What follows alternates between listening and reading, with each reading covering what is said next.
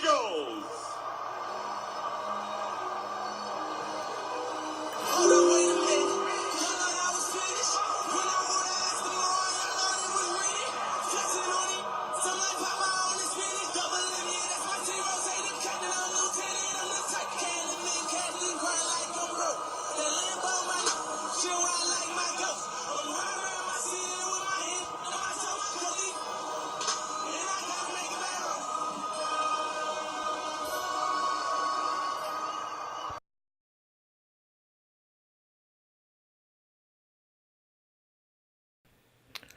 Welcome, welcome, welcome to another issue of Birds of a Feather. It's your girl AJ, the Suburban Princess, with a lot of thoughts in my mind since free agency has begun officially. No longer tampering and no longer dealing with if, ands, or what ifs, or ignore that tweet. I had to start with the intro for the Super Bowl because I'm still kind of mad that now that I own the DVD for the Super Bowl, that they did not include these intros, which are very, very key to Eagles' success. How many people can open with Meek Mill or any kind of successful rapper in their region as a song to come out to? And from that moment on, the Eagles to me look like winners because they came out with an extra personality, an extra oomph, an extra swagger, something that had been missing since the 2004 Super Bowl team. Well, welcome again to Birds of a Feather. Like I said again, the free agency carousel has been interesting, to say the least. And honestly, at this point, I don't think there's any real shock that some of the players that left the Eagles had left because it was obviously a cap issue. Howie's probably still connecting the dots, or maybe he took a break because he was seen at the Sixers game the other night. So maybe he took a break from the war room and decided to let his mind free for a minute. But in the interim, we have seen Torrey Smith go to Carolina. We have seen LeGarrette Blount was the latest new signing, going to Detroit for a year. We have seen Trey Burton land in Chicago. And we had the Eagles, well, we knew and kind of suspected but didn't know when that Nigel Bradham would be re-signed with the Eagles because you can't get rid of everybody. And there's some people that just had no reason to leave because they had had such an impact and they're such a needed position. So now the question will be, who will be the wide receiver to start alongside Nelson Aguilar and Mac Hollins? Because Mac Hollins is now going to take Torrey Smith's place, which is good because Mac was pretty much hungry from day one. But, you know, he's a rookie. And unlike Corey Clement, he pretty much didn't get as many snaps as Corey Clement, but he did make an impact when Mac was in there. But I expect this year for Mac to get some other faces around him, veteran faces, to back him up in case he gets covered a lot. I mean, Zach Ertz, obviously, he's been a very multi-talented tight end and has also been a good wide receiver and pretty much the reason why the Eagles stayed in that Super Bowl game with that miraculous catch that he stumbled and bumbled but seemed to still manage to catch the ball in and break the plane, even though they took forever deciding whether it was a catch or not, but it was. But Corey Clement pretty much stood out of all the rookie class. I mean, he pretty much knew his role and worked it till the nth degree. And he got in the end zone 3 times during the one Denver game, which now that I watch it over on the DVD, I realize that he was such a great signing. And I hope to God he continues his reign as a I guess, second or third slot running back. Question is, are the Eagles going to bring back Sproles? Are they going to bring him back for a vet minimum now that Brent Selleck has officially been cut and he is looking elsewhere? If not, I'm hoping he'll just stay on the Eagles organization as some kind of important role, just like Dawkins slid in there and became, and now Dawkins is a Hall of Famer. So that's another thing to celebrate this year. Dawkins and Terrell Owens being of the 2018 class of Hall of Famers, which will be celebrated in August. So there will be a lot of off-season celebrations as well as regular season celebrations. But free agency has just begun, so there's probably still more moves to make. Still waiting for Brandon Graham's number to pop up. I know the Eagles wouldn't trade him. I'd be very shocked if he got traded, especially because he was the reason why the Patriots could never come back. I think they're trying to move around a lot of cap space. Recently, they said Zach Ertz got shaved down his salary so that Howie could have room. And getting Brent Selleck moved off the roster. And now that Bo Allen has decided to go to the Tampa Bay Buccaneers, and Vinny Curry, who just now recently got a deal with them for pretty much the amount he wanted for the Eagles, apparently. But I don't think They're saying now that it was really about money. I think Vinny just wanted more playing time, but it's pretty crowded and there's no room at the end at this point. And now that the Eagles have Michael Bennett, there's going to be a very, very, very thick D-line standing out for this year. And as far as quarterbacks, a lot of quarterbacks switch teams. Sam Bradford, who seems to have favor with every team in the NFL and the most non-playing quarterback, signed a one-year deal with the Cardinals. I assume he's starting because Carson Palmer is retiring. And but then, honestly, what shocked me the most was that Case Keenum quickly got another job as the starting man on Denver Broncos. Apparently, the rumor was that John Elway introduced him and jacked up his name, which kind of shows me that either they've been working very long trying to figure out what works for them, or whatever they could use who was out there is working his brain overtime, or maybe just senior moment. Who knows? But Case Keenum had to take a little giggle out of that just to kind of clear the air. But, Case Keenum, good luck to him in Denver. I don't think he was the answer. Trevor Siemian, I think they're going to trade him. I think he's going to be, I forget where Trevor Siemian landed. But I want to say the Colts. I'm not sure. But, yeah. And speaking of which, the Colts most likely will have a nice little interesting rebuild, as our former assistant coach on the offense side for the Eagles, Frank Reich, will be their new coach. So see how things go and develop in the Colts on side. Maybe they'll finally get their quarterback and his shoulder to cooperate, and maybe we'll actually see him in preseason. I mean, honestly, who knows? Andrew Luck has had a very up and down career very early. So who knows when he's going to get a second win? Who knows when his shoulder is going to finally cooperate? Who knows what's going on? All I know is that it's been a long time before you even seen that guy throw a ball in his uniform as a Colts quarterback. So Frank Reich will have a lot to work with there.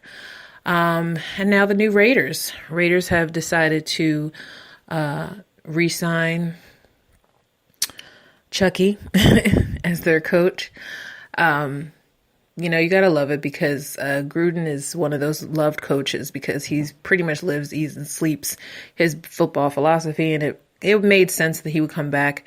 I'm hoping that when the Raiders do eventually switch over to the Las Vegas Raiders, he will have at least one championship or at least a playoff run under his belt so he can feel encouraged that it was the right move for him to finally leave Monday Night Football and go back to coaching. Marshawn Lynch will be back with the Raiders for one more year, apparently, so none of that off season or whatever the rumors were that he wasn't getting along with anybody or this, that, and the other. Marshawn seems to stay with the job. Either he decides not to play or they decide not to keep him, and that hasn't happened yet. So I think Marshawn pretty much lives in his own world, and I don't see any reason why the Raiders would have cut him at this point. He was either going to retire a Seahawk or he was going to stay on the Raiders till he got tired of running. Still seems like he's in good shape to me.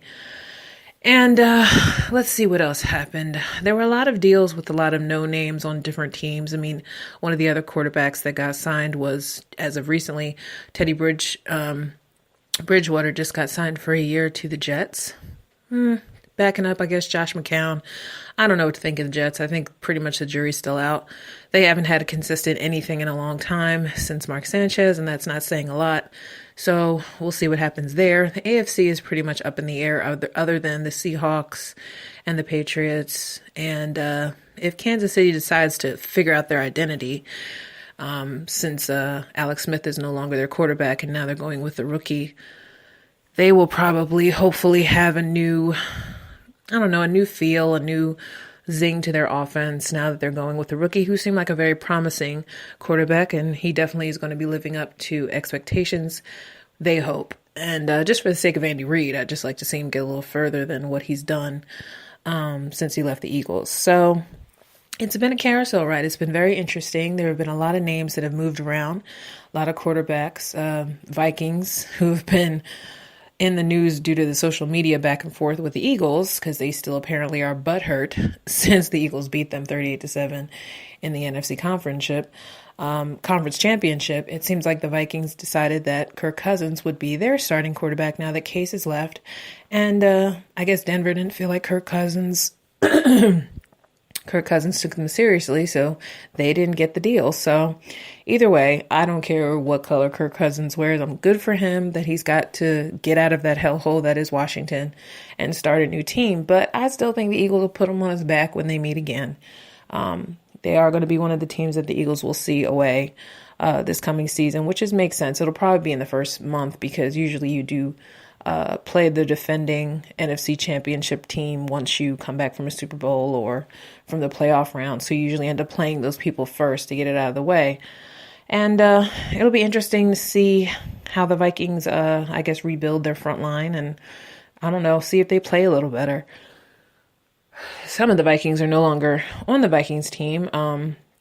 Jared McKinnon, I think he just went to the New Orleans. I think he went to New Orleans. There's a lot of people who signed big deals. Eagles' Patrick Robinson is a New Orleans Saint, which he deserves because he proved to have a very important role and a consistent player turnaround this season than he ever did. So good for Patrick Robinson. Vinny was up in the air. I didn't know what they were going to do. I had a feeling they would release him just because the money seemed like it was the issue, but it just seemed like Vinny had his way of looking at how he could stay and be a fit since he is a local boy from Jersey. But I'm glad to see him land in Tampa Bay.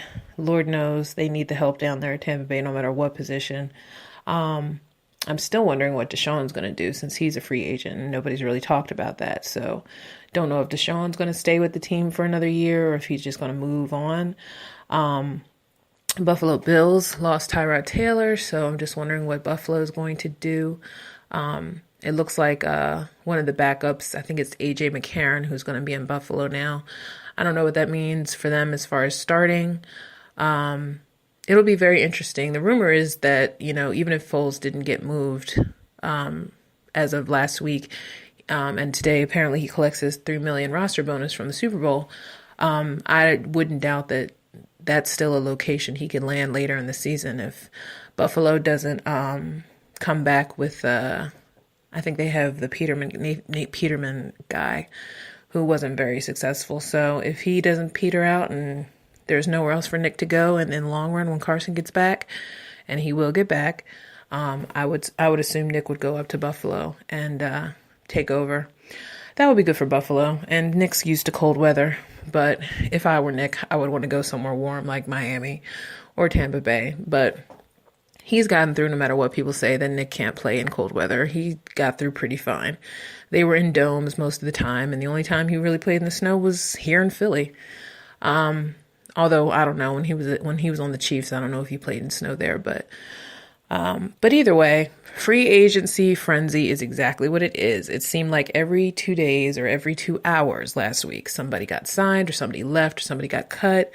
The most talked about get was Tyrann Mathieu from the Cardinals, who ended up signing with the Texans for 1 year, which I didn't know if that was a great fit either, but, Deshaun Watson will be back, so, maybe the Texans are kind of trying to pace themselves. You didn't hear much going on with the Cowboys. You just heard a couple players left and re-signed with other teams. There's some players I know that are interviewing with the Patriots right now who are like either O-line or D-line guys, because Lord knows Tom Brady needs that support because he probably wouldn't have even gotten tackled had they not been able to push through at the last minute in the Super Bowl. And the Patriots never really had that great of an O-line or a D-line for that matter. So somehow he got 5 championships with the guys that they kept rotating. So, either way, Patriots country will be fine, regardless of the rumors that they're saying that they're all pretty miserable because a lot of people left. What's his name? Danny Amendola just signed with another team, and even though Gronk's still there, the rumor is that things aren't looking too great in Patriot land. Everyone's not that happy that some people are leaving. The Ravens got Crabtree from the Raiders. There was a rumor that the Eagles should have looked into Crabtree because he was a veteran. There's still a lot of wide receivers out there that could probably come over to the Eagles later and just decide, I can take another year contract and see how far I go.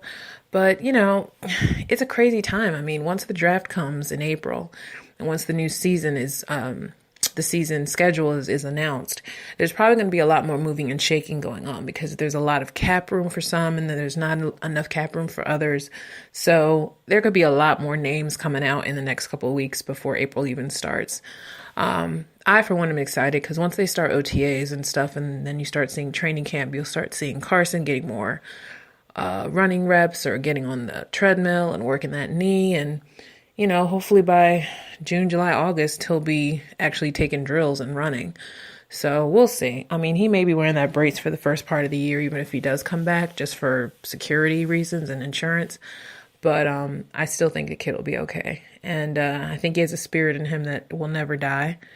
And I think, yes, it is a tricky injury. And just like a hamstring, you kind of have to let it run its course as far as healing.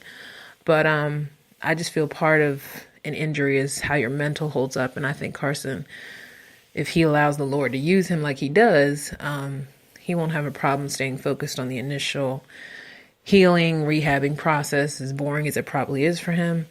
But he'll get there, and his head will be on straight by the time September rolls around, and he'll probably be back to holding the clipboard for just a couple weeks, and then he'll be under center next thing you know. So we'll see. I mean, that's what preseason's for, too. They may decide to put him in for one of the games just to see how he gets around, and if he seems a little slow or gimpy, they'll take him out, and they'll know that, he only got maybe 2 more months, and then he'll be on the field for real.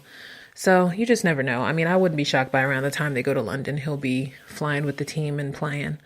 So to me, that'll be a true indicator if, I go through all this with planning the London trip and then find out that Carson's not even on the plane, which will be very upsetting. But I would like to see Carson play in London. That would be awesome. But I just had a little blurb. I just felt like this was the time to kind of react to all the names that have been tossed around and all the sudden moves that have been going on behind the scenes and how he's still working his magic and how he's still managed to make the cap become no longer an issue. The Eagles are no longer over $9 million. I think now they're under, which is good for Howie. That was his goal. But I still want to know what that means for Brandon Graham. And I still want to know if Carson will be getting paid this season or next season. I assume that his rookie year is over with at the end of this season. So he'll have earned himself, I'm sure, a Jimmy G kind of contract, something to where McNabb had for like 5 years. He'll probably have like a 200-something million 5-year contract. Who knows? Wouldn't put it past him. But there's nothing more to say other than this is going to be an exciting off season. But in the meantime, we have to root for our PA college teams that are still playing in the Final Four, Sweet 16. Well, I should say Sweet 16 because that's where we're at now. But go Villanova. Temple hasn't gotten there yet. Temple eventually will in basketball, I'm sure. I'm hearing the issue is mostly the coach. Fran Dunphy's kind of old school, and it might be time for him to move on. But until then, we're going to root for Villanova regardless of their stature and their different culture as opposed to not being looked at as a city team. I'm still going to root for Coach Wright because he deserves it. He's a Svengali, and I think that team is showing how they know how to recruit in Villanova. So Temple people can't hate. They should just celebrate. All PA teams are winning. Phillies are almost wrapping their spring season, and it'll be almost time to talk about the first game. And the Sixers are pacing themselves slowly but surely into the playoffs, as well as the Flyers. So hopefully the Flyers, who play the Capitals tonight, will do damage, and hopefully the Sixers will keep the streak going. So all I say is celebrate all the PA sports while you can, whether it's off season or on season. And let's just be happy, people. 2018 is going to be great, and there's going to be a lot more things to celebrate. And for all those who are having negativity about whether or not Carson is going to start, don't worry. Peace be still. Just enjoy any kind of good gossip that comes out with these guys as the year goes on. To me, the football season never really dies, especially now with social media and everything out there. It never really dies. So just watch the DVD like I do every other day for some good inspiration and keep the positivity out there. Go Sixers, go Flyers, go Phillies, go Philly sports. We're going to enjoy this run. Y'all take care until the next podcast when there's more names dropped or if there's any booms that happen with Howie and the boys. I'll be back for the next podcast. Until then, peace out, y'all. Go Birds.